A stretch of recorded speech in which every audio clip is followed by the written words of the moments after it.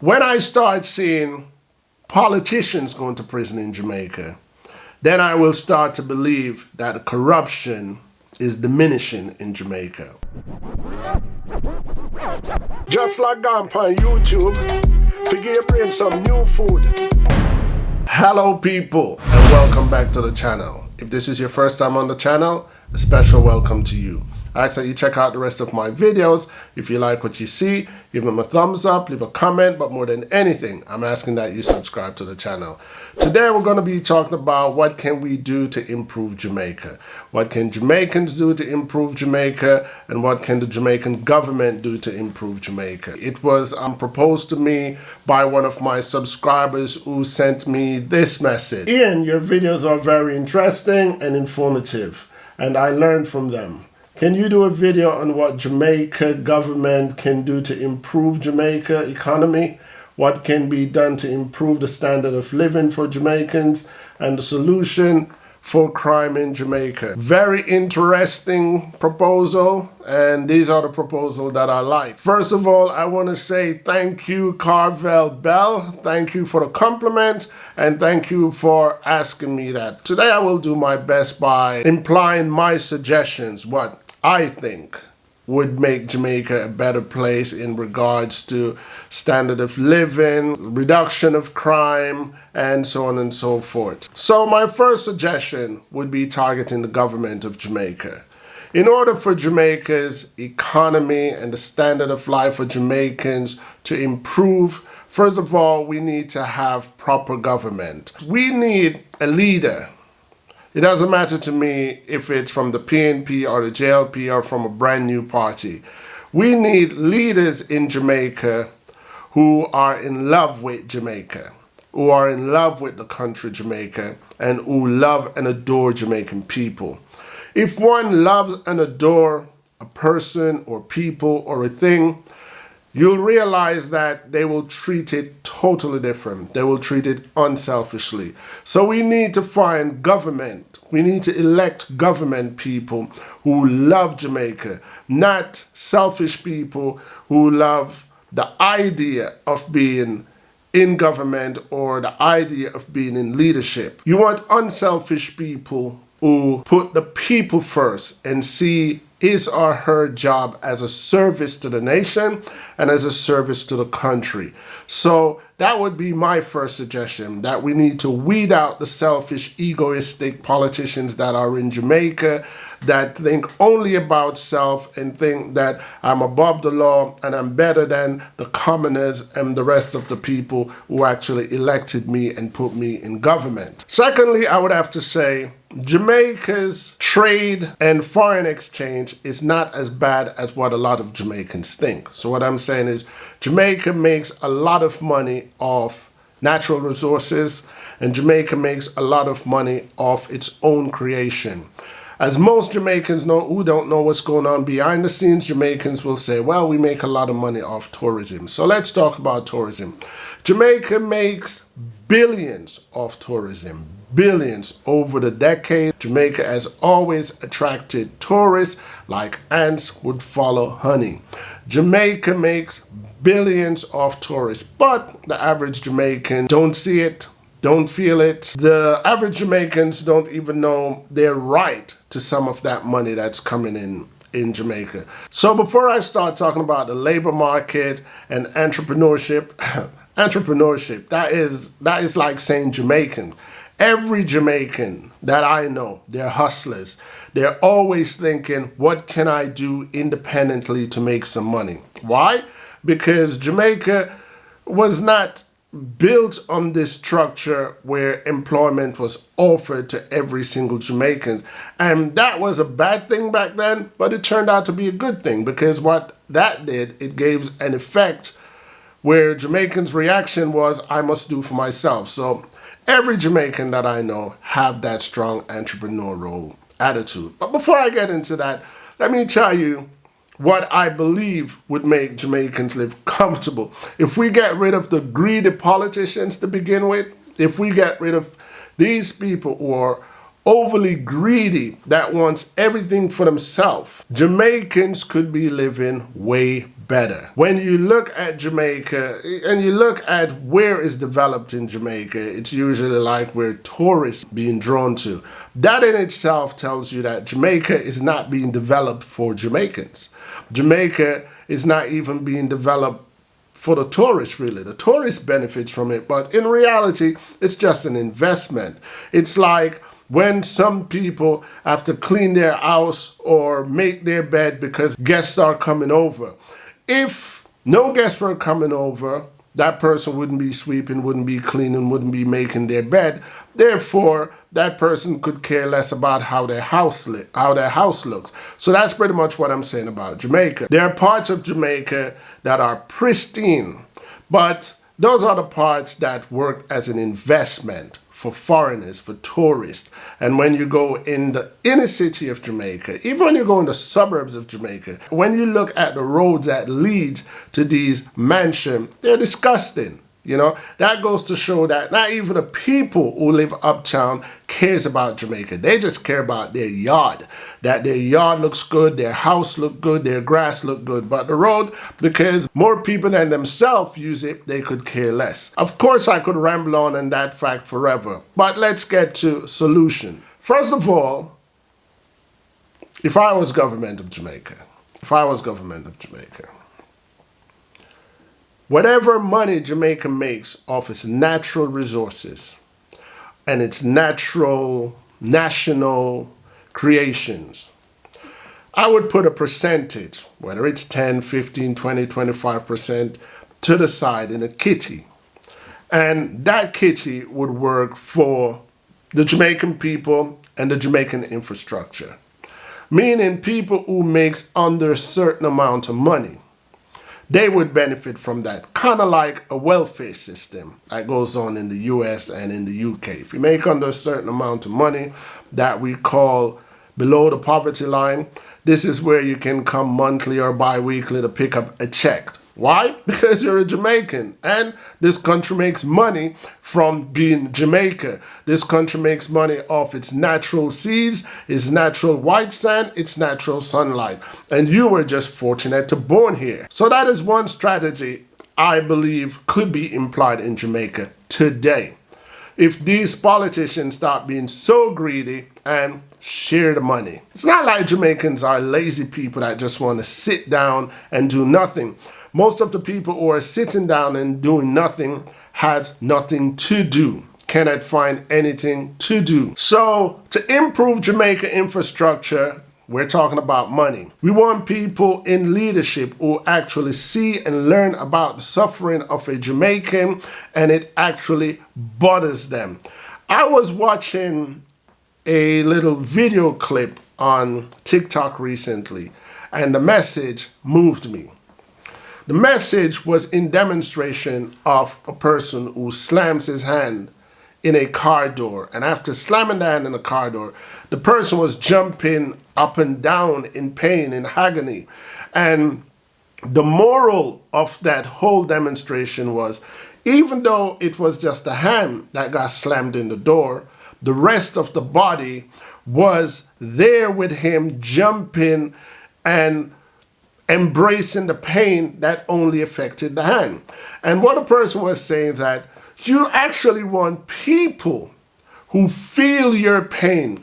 If people don't cry with you, or if people don't embrace your actual suffering, it means that they're not with you, they're not a part of you. So what I'm saying is, if the Prime Minister and the government body of Jamaica doesn't feel your struggle or doesn't react to solve your problem when you are truly being victimized, it means that they're not for you. In regards to making Jamaicans better, I would say Jamaicans need to read more. Jamaicans, of all the nationalities in the world, Jamaicans are in the top 10 of people who vlog and blog and like and comment on gossip online.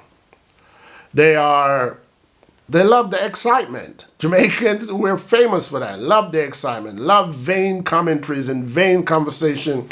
When it comes to anything like the Constitution of Jamaica or the politics of Jamaica, for most Jamaicans, oh, that is a little bit too much for me. I just work with it, and you know, I saw it go ever since my bond. I saw the people them run the place, and I just accept it because I can't do no better. Jamaica is for Jamaicans.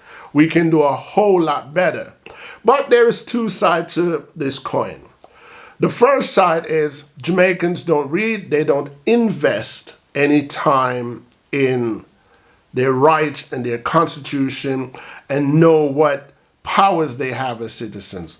The next side of that coin is that it is politically designed for Jamaicans to not invest their time in the Constitution and their rights.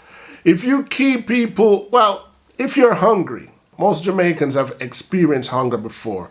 And when you're truly hungry, you don't have the energy, you don't have the motivation, you're just not inspired to discuss certain things or apply your interest to certain things. So what I'm saying is, if you keep Jamaicans struggling, if you keep Jamaicans suffering, their main focus, their priority is food on their table and money in their pocket. They want a job. They want to feed their children. They want to feed their spouses.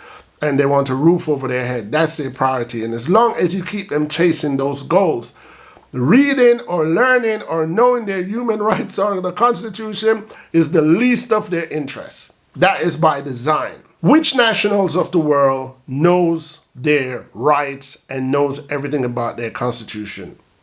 People who are comfortable. People who have jobs already secured.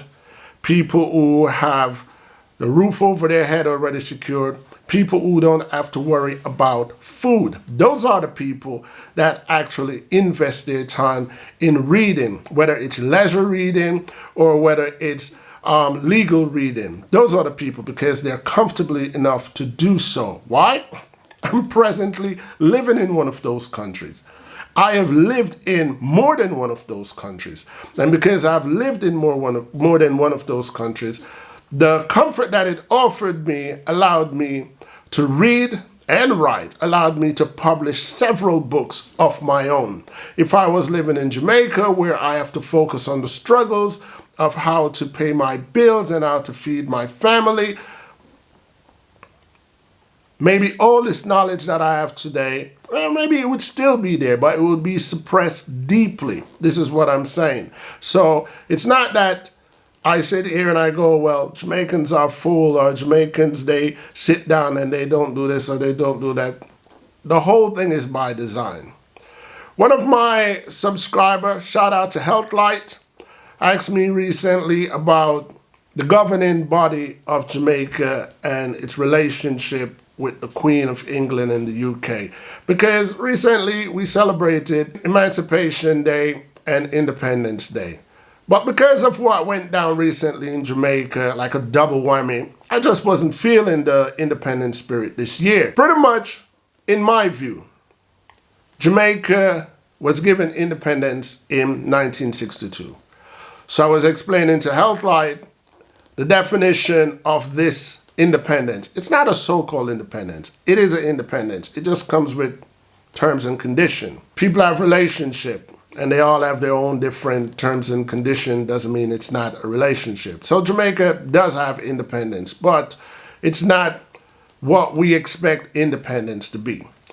So Jamaica independence, we only got independence to make political decisions. Jamaica still belongs to Queen Elizabeth II. She is still officially called Queen of Jamaica. So where's our independence? Our independence is you can have a JLP and you can have a PNP and you can have an NDM and you can have any other party that you want and y'all can play politics. So all Jamaicans in Jamaica right now, Jamaica technically under the law in the Queen's eyes, it's not really ours, you know, we're renting. The Queen is the landlady. She owns Jamaica and we play politics in our house. It's like when you rent a house. It's yours as long as you pay the rent. But technically it's not yours because you just have a piece of paper to show that you legally rent it. But the landlord has paper to say he or she owns it. So that's where we're at in Jamaica. The government can play politics and the Queen doesn't have to be there. The Queen exempts herself from the politics that Jamaica plays. The Queen has a representative in Jamaica, the Governor General, and the Governor General is her eyes in Jamaica.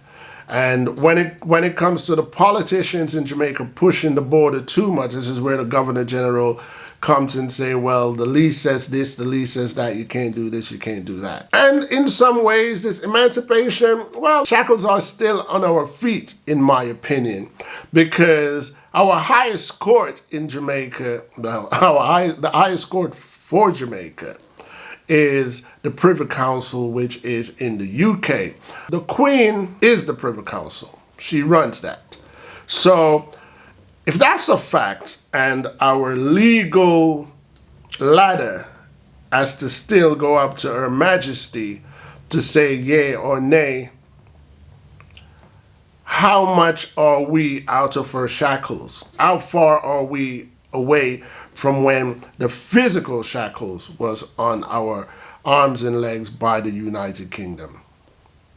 As I was saying to my subscriber, in the UK, it's pretty much the same. You'll be surprised that British citizens in the UK, they are divided when it comes to the presence of the Queen. So a lot of UK residents and UK citizens would like to have the Queen moved because they feel similar. They feel as if the Queen is the landlord and they play politics and they live, but it's really her house. So it's not only in Jamaica that the Queen plays that role. Speaking of British citizenship, I did a video about a year or two ago when I first started doing YouTube talking about British citizenship versus Jamaican citizenship. We have been bamboozled, people. Not me personally. I was born in 1971. That was like way after Jamaica got independence. But people like my mother, her mother, anybody that was born before August 6, 1962, who are a Jamaican citizen and they didn't actually physically make that choice, they've been bamboozled. Think about it. If you were born on the island of Jamaica before 1962, how can you be a Jamaican? You're not a Jamaican. You are a British citizen who was born in Jamaica, the island of Jamaica. It's like, now that Jamaica is seen as an independent country, I was born in Kingston. I'm a Jamaican, but I'm really a Kingstonian, but I'm a Jamaican, so the whole nationality still applies to me. So it's the same. You were just born on the island of Jamaica, but at that time, it was actually the red, white, and blue flag that was representing that island. Why most Jamaicans don't know this? Two reasons. Jamaicans don't know this because the Jamaicans who knew it would not tell the Jamaicans who don't know it. Why? Ignorance is an asset. And in law school, when I was going to law school, rule number one of law, doesn't matter what kind of law, civil law, criminal law, doesn't matter. Rule number one is ignorance of the law is no excuse. If you don't know, it doesn't mean it's not law. If you don't know and you break the law, it's not an excuse for you to not be prosecuted. So there you go. Anyway, before I close out, I definitely have to go back to the entrepreneurial spirit because it's what Jamaica is about. I applaud my people for having such strong entrepreneurial spirit. If you go anywhere in Jamaica, whether it's Kingston, Montego Bay, Lucy, Negril, you're going to see Jamaicans hustling. You're going to see bike taxi. You're going to see handcart man. You're going to see people selling merchandise on the street. You're going to see people with a little corner shop. Jamaicans are always trying to be financially independent without any help of the government. That is good, but the amount of money that comes into that little island, we shouldn't have to only struggle on our own sweat. I'm pretty much saying the government owes Jamaican people money. The government gets money off Jamaican people. I learned that everybody that gets deported to Jamaica, the government gets money to even accept them. Okay, if that's a fact, then where does that money go? Who benefits from that money?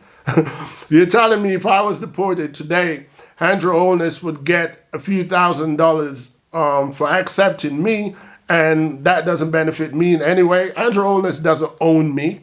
So why should he get money from my presence being in Jamaica and I benefit nothing from it? Let me know how you justify that in your eyes, people. Anyway, I hope I did cover everything that I think could improve Jamaica. One more thing that could improve Jamaica. I heard that they're about to invest billions of dollars in the General Penitentiary in Kingston. That is the prison in Kingston, for most of you who may not know. That being a fact, that's a good thing. It's good. We need prisons. But when I start seeing politicians going to prison in Jamaica, then I will start to believe that corruption is diminishing in Jamaica. Why? Because everybody knows. You know, Jamaicans who talk about it and Jamaicans who don't talk about it, people who are not from Jamaica knows, Jamaican government is corrupt, whether it's a JLP or a PNP. Jamaica is renowned for corrupt government.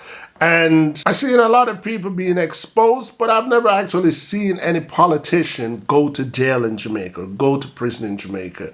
If Jamaica wants to even fool the crowd, they have to start sending politicians to prison. They have to start sending people who live uptown, who believe they're above the law, to prison when they get caught in the act. No one in Jamaica should be above the law. And let me tackle crime. In my opinion, you'll never get rid of crime as long as there are human beings living in a society. But we can reduce crime. Again, especially the gun crime in Jamaica, can be reduced. We need to pay police officers 2-3 times whatever is it that they're getting, to give them no reason to take bribe and give them no reason to break the law. And even when the greed get the best of them, send them to the new wing in GP, send them to the new wing in General Penitentiary that will be reserved for politicians and police, etc. That's my envision. That's me envisioning General Penitentiary being refurbished, and they have a new special wing, just like how in America you would have the federal prison for certain class of crime. So police and politicians and people of a certain class, they should have a wing for them. It doesn't matter to me what the wing looks like, as long as they do go to prison. Judges, lawyers, doctors, Indian in chief, they all should go to prison like every other criminal. So we need to rid corruption. And one way of ridding corruption is to make sure that your police, your armed forces are well paid and comfortable, because they are putting their life at risk. And you want to make sure that you take so good care of them that, in your opinion, they have no reason to break the law. They have no reason to not be good cops. They have no reason to take bribes. And if and when they do, then you drop the book on them. And one more thing, Jamaica, the whole constitution needs to be published on television where Jamaican people are aware, or publish it online. And then Jamaican people need to start pushing for amendments where the law will work and shaped in their favor. Anyway, let me stop now, because this is gonna go on forever, people. As you know, on my channel, I accept agreement and disagreement, thumbs up and thumbs down, because at the end of the day, people, each one teach one. What's with these glasses? They're supposed to be blue filter, but I'm seeing more of a yellow, orangey around my eyes. So much for quality these days, alright? We've reached the end of my video, and that in itself is a support that I truly appreciate. Other ways that you can support this channel is by giving this video a thumbs up. But the most important way to support my channel is to hit that subscribe button so you do not miss out on any of my future uploads. The third way to support this channel is to go to my Teespring account and purchasing any of my merch. And the fourth way that you can support this channel is joining me on Patreon to give me a contribution to help me to do what I do here on YouTube. Once again, I want to thank all of you guys for checking out my video and ask that you continue to join me, Ian T. Sabas, here on YouTube to see where my journey takes me. Until next time, peace.